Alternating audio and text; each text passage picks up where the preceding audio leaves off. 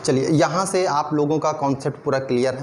देखो, SSC GD की vacancy आने वाली है, तो हम लोग यहाँ से डेली आपको मोस्ट इम्पॉर्टेंट एमसीक्यू पीवाईक्यू कराने वाले हैं। ठीक, देखो आपकी क्लास नोट्स तो आपके पास है, ठीक है, क्लास नोट्स आपके पास है। वहाँ पर जो भी आपको कराया जाता है, मैं आपको एक नई स्ट्रेटजी, जो एक रणनीति है, वो आपके साथ साझा करना चाहता हूँ कि आपको कैसे क्रैक करना है और आपको एक सीट कैसे हासिल लेना है। मैं ठीक स्पेशली मैं एसएससी जीडी वाले एस्पिरेंट्स बच्चों के लिए कहना चाहता हूँ कि जो आप जैसे आपके नोट्स हैं, उन नोट्स को आपको रिलेट करें अपने एमसीक्यू पीवाईक्यू के साथ। ठीक है, वो जैसे भी आप पढ़ रहे हो। ठीक, अब आपको समझना है कि आपके एमसीक्यू पीवाईक्यू किस कॉन्फिडेंस से और किस तरीके से हम लोग सॉल्व करेंगे।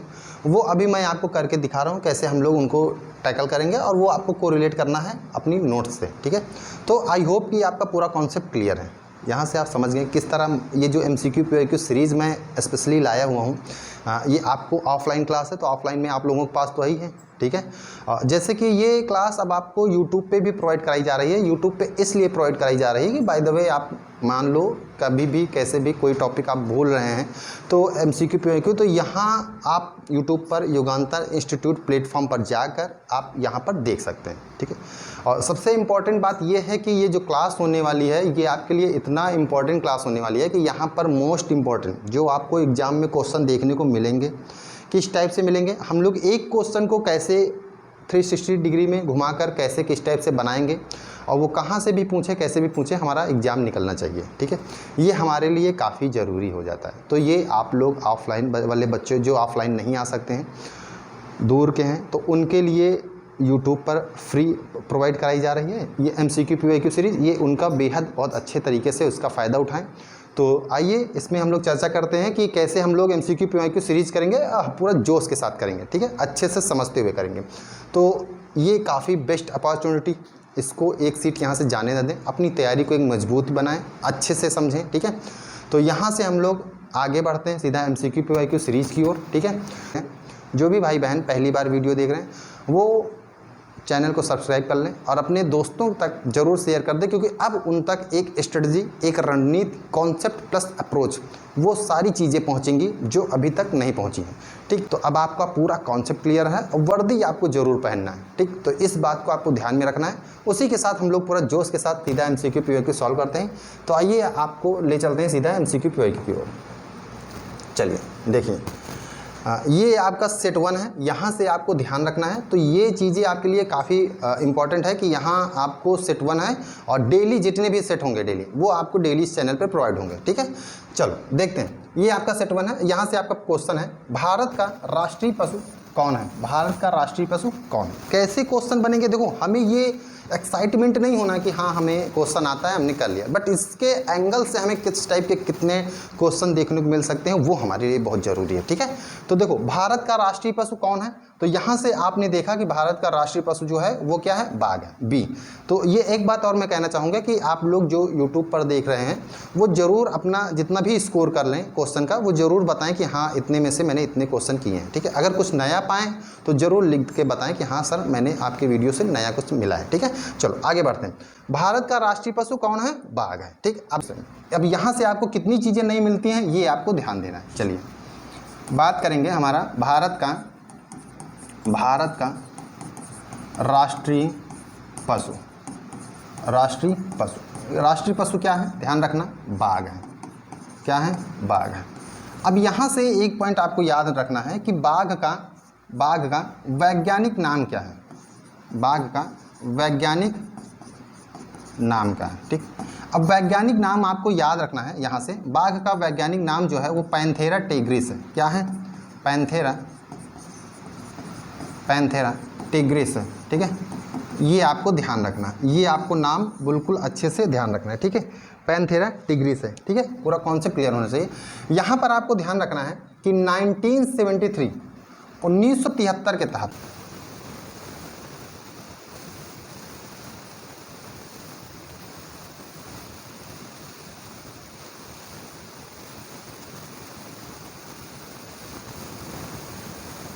दिया गया। ठीक है, इनको महत्व दिया गया। सारे पॉइंट्स आपके क्लियर होने चाहिए, इनको महत्व दिया गया। ठीक है, यहाँ पर एक पॉइंट आपको समझना है कि जो बाघ है, बाघ को बाघ को याद रखना, किसको, बाघ को। ये सारे पॉइंट्स आपके लिए बहुत महत्वपूर्ण होने वाले हैं, ये आपको नोट करते हुए चलना है। बाघ को शक्ति, शक्ति, साहस, साहस, गौरव, गौरव का प्रतीक माना जाता है। याद रखना, आपसे क्वेश्चन पूछ सकता है कि बाघ को किसका प्रतीक माना जाता है, तो बाघ को शक्ति, साहस और गौरव का प्रतीक माना जाता है। ठीक है, किसका, इन तीनों चीज़ों का। याद रखना, बाघ को शक्ति और साहस, है ना, शक्ति, साहस, गौरव का प्रतीक माना जाता है, प्रतीक माना जाता है। देखो आप तैयारी कर रहे हैं, अब कहाँ भी, कहीं भी, कैसे भी पढ़ रहे हो वो मैटर नहीं करता है, बट अगर आप मेरी वीडियोस देख रहे हैं तो आपसे मैं यही कहना चाहता हूँ कि आप, जैसे ये क्वेश्चन आपके सामने आया है, अब मैंने एक पॉइंट उठा लिया है, मैंने पॉइंट उठा लिया राष्ट्रीय पशु। अब इसके थ्रू मैं जितने भी आपको पॉइंट दे रहा हूँ, तो आप अगर कहीं भी लाइब्रेरी में बैठे हैं, घर पे बैठे हैं, कहीं भी, तो आप pen copy, A4 size paper या पेन आपके पास हो, नहीं तो कोई रफ कॉपी हो, तो वहाँ पर आप नोट करते हुए चलें, स्पेशली SSC GD, ताकि आप खाली जब समय में बैठें तो यहाँ से कुछ पॉइंट्स आप कलेक्ट करके रिवीजन भी कर सकें। ठीक है, तो ये पॉइंट्स आपको ऐसे आपको ध्यान रखना है तैयारी करते समय। ठीक, तो यहाँ से बाघ को शक्ति, साहस, गौरव का प्रतीक माना जाता है। इतना पॉइंट्स क्लियर है। यहाँ पर और अगर हम चर्चा करें, ठीक, यहाँ से आगे चलें तो आपको मालूम होना चाहिए कि बाघों की सुरक्षा के लिए, बाघों की सुरक्षा के लिए, बाघों की सुरक्षा के लिए क्या बनाए गए, टाइगर रिजर्व बनाए गए, टाइगर रिजर्व बनाए गए, टाइगर रिजर्व स्थापित किए गए। ठीक है, टाइगर रिजर्व यानी बाघ अभ्यारण्य, बाघ अभ्यारण्य स्थापित किए गए, बाघ अभ्यारण्य स्थापित किए गए। ठीक है, ये सारे पॉइंट्स आपको ध्यान रखने हैं। बाघ अभ्यारण्य स्थापित किए गए, स्थापित किए गए, ये पॉइंट्स आपको ध्यान रखने हैं। यहाँ पर अगर हम चर्चा करें कि कुछ प्रमुख बाघ अभ्यारण्यों के विषय में, आपसे एग्जाम में पूछ सकता है, प्रमुख टाइगर रिजर्व मीन्स प्रमुख बाघ अभ्यारण्य, इनके विषय में चर्चा। तो जैसे आपको मालूम होना चाहिए कि जैसे जिम कॉर्बेट राष्ट्रीय उद्यान, जिम कॉर्बेट राष्ट्रीय उद्यान क्या है, ये भारत का पहला राष्ट्रीय उद्यान है। तो ये सब चीज़ें आपको मालूम होनी चाहिए। तो अगर हम बात करें, पहला जिम कॉर्बेट राष्ट्रीय उद्यान। देखो जिम कॉर्बेट राष्ट्रीय उद्यान ये है कहाँ पर, ये भी आपसे पेपर में पूछ सकता है। तो ये है उत्तराखंड में, उत्तराखंड में। कहाँ है, उत्तराखंड में। ठीक है, उत्तराखंड में। याद रखना, जो जिम कॉर्बेट राष्ट्रीय उद्यान है ये भारत का पहला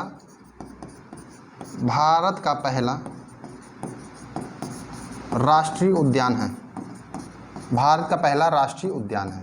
ठीक है, ये पॉइंट्स आपके क्लियर हैं। यहाँ से ये सब चीज़ें समझना है कि जिम कॉर्बेट राष्ट्रीय उद्यान ये इस कहाँ पर स्थापित है, उत्तराखंड राज्य में है, और भारत का पहला राष्ट्रीय उद्यान है। ठीक है, अगर अगले पॉइंट की ओर बढ़ें तो समझना, दूसरा पॉइंट रणथंभौर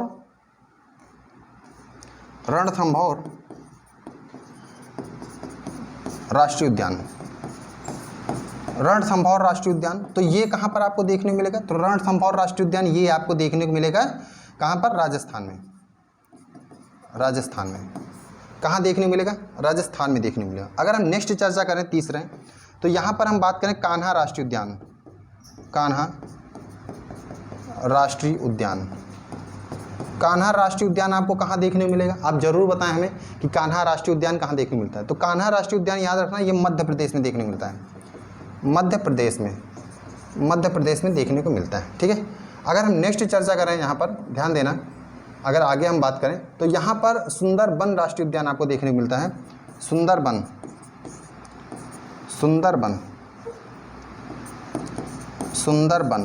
राष्ट्रीय उद्यान। तो ये आपको कहाँ देखने को मिलता है, ये पश्चिम बंगाल में देखने को मिलता है, पश्चिम बंगाल में देखने को मिलता है। तो यहाँ से भी आपके क्वेश्चन बनते हैं। तो कम से कम आपको एंगल के तहत ना आपको ये मालूम होना चाहिए आप सभी लोगों को ये मालूम होना चाहिए कि हमें क्वेश्चन किस टाइप से पूछ सकता है और हमें किस तरह प्रिपेयर रहना है, ठीक है। ये नहीं कि अभी यहाँ पर लग गया है PDF दे आप शुरू कर दिए हैं ये सब, यहाँ आपका कॉन्सेप्ट क्लियर होना चाहिए कि क्वेश्चन के तहत हमें किस टाइप से पढ़ना है, कहाँ से पढ़ना है और कहाँ से हमें पॉइंट्स पिकअप करना है, ठीक। बट एग्जाम ओरिएंटेड आपकी तैयारी करना है, ठीक है। हाँ, तो ये सब चीज़ें आपको मालूम होना चाहिए। अब यहाँ से एक पॉइंट आपका क्लियर होता है, एक पॉइंट और निकल कर आता है। आप लोग हमें बताएं कि गिर राष्ट्रीय उद्यान कहाँ पर पाया जाता है, ठीक, जरूर बताएं गिर राष्ट्रीय उद्यान। अब यहाँ से देखो, यहाँ पर अब एक पॉइंट आपका क्लियर निकल के आता है कि all tiger reserve in India means क्या पूछ रहा है आपसे, एक टॉपिक निकल के आता है, ये टॉपिक है पूरा, एक टॉपिक निकल कर आ रहा है कि all tiger reserve in India, ये करंट अफेयर का टॉपिक है, करंट अफेयर का टॉपिक है। और यहाँ से आपको पूरा कॉन्सेप्ट क्लियर करना है कि वर्तमान में भारत में कुल कितने बाघ अभ्यारण्य हैं, ठीक है ना, रिजर्व इन इंडिया यानी बाघ अभ्यारण्य है, ये चीज़ें आपको मालूम होनी चाहिए। सबसे अधिक सबसे सर्वाधिक बाघ अभ्यारण्य किस राज्य में देखने को मिलते हैं, टाइगर रिजर्व, ठीक है। और सबसे कम कहाँ पर देखने को मिलते हैं, सबसे बड़ा टाइगर रिजर्व आपको कौन सा देखने को मिलता है, सबसे छोटा टाइगर रिजर्व कौन सा देखने को मिलता है, मध्य प्रदेश में कितने टाइगर रिजर्व हैं, ठीक है, आपके यूपी में कितने टाइगर रिजर्व हैं। तो इनका पर भी चर्चा कर लें खाली समय में। और अगर आप इनका डिटेल्ड वीडियो चाहते हैं तो आप युगांतर इंस्टीट्यूट प्लेटफॉर्म पर जाएंगे तो वहाँ पर all tiger reserve in India current affair का डिटेल्ड पूरा वीडियो है, वो आपको मिल जाएगा, ठीक है। तो एक पॉइंट आपका ये निकल कर आता है, तो यहाँ पर भी आपको चर्चा करना अति आवश्यक है इस पॉइंट पर। तो यहाँ से हम लोग देखो, एक क्वेश्चन से इतने पॉइंट हम लोग कलेक्ट किए हैं। तो राष्ट्रीय पशु बाघ है, इसका वैज्ञानिक नाम याद रखना पैंथेरा टिग्रिस है, ठीक है। आगे बढ़ जाएं, यहाँ से आई होप कि आपका कॉन्सेप्ट क्लियर हुआ होगा, बाकी आप सब समझदार हैं। चलो आगे देखो, ठीक है। यहाँ पर नेक्स्ट क्वेश्चन की ओर बढ़ें तो यूएनओ पूछ रहा है आपसे, यूएनओ की स्थापना कब हुई है, ठीक है। यूएनओ की स्थापना कब हुई, ये 4 ऑप्शन है, आप जरूर बताएं हमें यूएनओ की स्थापना कब हुई। तो हम बात करें UNO, United Nation of organization means जब द्वितीय विश्व युद्ध हो रहा था तो विश्व में शांति के लिए यूएनओ की स्थापना की गई, ठीक है। संयुक्त राष्ट्र संघ means United Nation organization, United Nation organization, ठीक है। और बात करें इसकी स्थापना कब हुई थी, तो इसकी स्थापना 1945 में हुई थी। और बात करें इसका हेडक्वार्टर कहाँ पे है, तो हेडक्वार्टर इसका न्यूयॉर्क में है। कहाँ पर है, न्यूयॉर्क में, USA United state of America, New York में। तो ये भी पॉइंट्स आपको ध्यान रखने, आप जहाँ भी पेन कॉपी से नोट कर रहे हो उसको अच्छे से नेक्स्ट स्टार बनाकर इन पॉइंट्स को भी नोट करते हुए चलें, ठीक है। एक आपकी ये क्वेश्चन हुआ, आगे बढ़ जाए नेक्स्ट क्वेश्चन आपसे कह रहा है कि बैटल ऑफ प्लासी, एक ऑप्शन कहाँ गए हो, ये है नीचे 1707, ये 4 ऑप्शन है आपके सामने। बैटल ऑफ प्लासी किस वर्ष हुआ, ये पॉइंट्स आपको ध्यान रखने और ये आपके ऑप्शंस हैं, ठीक है। हम बात करें प्लासी का युद्ध, आपको जो देखने को मिलता है वो 23 जून 1757 को देखने को मिलता है। कब देखने को मिलता है, 23 जून 1757 को। अच्छे से आपको सारे ये जितने भी मैं पॉइंट्स बता रहा हूँ आप सभी लोग इनको अपने नोट से कोरिलेट करें, ठीक है। यहाँ पर आपकी जो प्रिपरेशन है वो टॉप की होनी चाहिए, एक रणनीति के तहत होनी चाहिए। ये ना हो सिचुएशंस ऐसी कभी मत लाना कि एग्जाम टाइम में मुझे लॉन्ग मैराथन क्लास देखना है यूट्यूब पे जो चलती हैं, कभी भी मत देखना, नहीं तो फिर आपको प्रॉब्लम्स क्रिएट होंगी, ठीक है। ऐसा कभी मत करना, मैं जो बता रहा हूँ बस उस कॉन्सेप्ट को क्लियर करते हुए चलना, ठीक। चलो देखो, battle of Plassey means Plassey के युद्ध आपको जो देखने को मिलता है, यहाँ पर याद रखना 23 जून 1757 को प्लासी का युद्ध आपको देखने को मिलता है, जो 2 लोगों के बीच आपको देखने को मिलता है। अंग्रेजों की ओर से नेतृत्व कर रहे रॉबर्ट क्लाइव और वर्सेस बंगाल के नवाब सिराजुद्दौला। कौन होते हैं, सिराजुद्दौला होते हैं, ठीक है। तो सिराजुद्दौला के जो सेनापति होते हैं, सेनापति इनका नाम होता है मीर जाफ़र। जो मीर जाफ़र होते हैं ये क्या कर देते हैं, इन्हीं के साथ विश्वासघात करते हैं। इस वजह से रॉबर्ट क्लाइव क्या होती है, इनकी विक्ट्री होती है, यानी इनकी जीत होती है। और ये डिफीट होते हैं, सिराजुद्दौला क्या होते हैं, डिफीट होते हैं, यानी ये हार जाते हैं, ठीक है ना, याद रखना।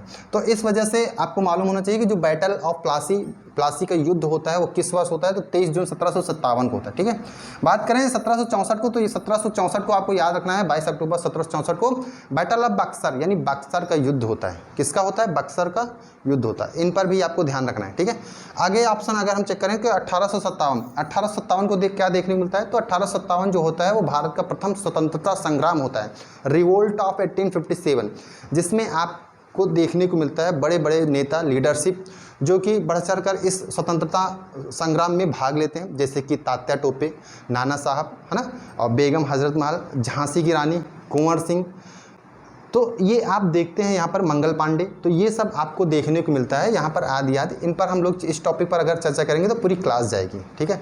तो इसलिए हम लोग MCQ PYQ सॉल्व कर रहे हैं, जिससे कि आप थोड़ा को रिलेट करें और अपनी नोट्स में जाके जरूर इन पॉइंट्स को नोट कर लें कि हाँ मुझे ये देखना है, तो इस पर आप फोकस कर सकते हैं, ठीक है। ऐसे तैयारी करनी चाहिए। तो आगे हम लोग बढ़ें, चलो नेक्स्ट क्वेश्चन। यही तो, हाँ ठीक यही है नेक्स्ट क्वेश्चन आपके सामने है। आपसे कह रहा है कि फंडामेंटल ड्यूटीज़ मीन्स मौलिक कर्तव्य, क्या कहेंगे, मौलिक कर्तव्य संविधान के किस भाग में है, मौलिक कर्तव्य। अगर हम बात करें यहाँ पर देखिएगा, चर्चा करेंगे मौलिक कर्तव्य के विषय में, पूरा कॉन्सेप्ट आपका क्लियर होना चाहिए। कॉन्सेप्ट क्लियर रहता है ना तो पढ़ाई करने में और एग्जाम देने में दोनों मज़ा आता है। जब कॉन्सेप्ट नहीं क्लियर रहेगा तो फिर आपको प्रॉब्लम्स क्रिएट होंगी, ठीक है। और बार बार वैकेंसी का इंतज़ार मत करो, एक ही टाइम वैकेंसी 50,000 प्लस आने वाली है, इसी में एक सीट फाइनल करके अपना काम ओके कर लो, ठीक है। चलो अगर हम बात करें, समझना, फंडामेंटल ड्यूटीज़ मीन्स मौलिक कर्तव्य कितने क्वेश्चन बन सकते हैं यहाँ से, कैसे पूछ सकता है, वो सारे मुद्दों पर हम लोग चर्चा करेंगे, ठीक। देखो मौलिक कर्तव्य पहले हम बात करें कि ये कहाँ से लिया गया है, तो ये रूस से लिया गया है। कहाँ से लिया गया है, रूस से लिया गया है, रूस से लिया गया मीन्स पूर्व सोवियत संघ से लिया गया, ठीक है। USSR है ना, रूस, रसिया, ठीक है, याद रखना। यहाँ पर आपको बात देखने को मिलता है कि आपको ये किस भाग में देखने को मिलता है, पार्ट में, तो ये भाग आपको 4th A में देखने को मिलता है। किस में देखने को मिलता है, 4A में देखने को मिलता है, यहाँ से याद रखना। हम बात करें कि जो मौलिक कर्तव्य है, फंडामेंटल ड्यूटीज़ हैं, ये किस आर्टिकल में देखने को मिलता है, तो याद रखना ये आर्टिकल 51 क्लास A, आर्टिकल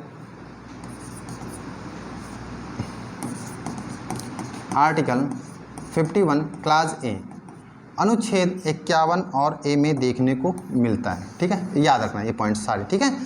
यहाँ पर ये समझना कि जो ये अनुच्छेद 51 क्लास A जो जुड़ा हुआ है, ये किस अमेंडमेंट के द्वारा जुड़ा हुआ है, तो याद रखना है ये 42वां संविधान मीन्स 42 कॉन्स्टिट्यूशन अमेंडमेंट एक्ट 1976, 42वां संविधान संशोधन अधिनियम, 42वां संविधान संशोधन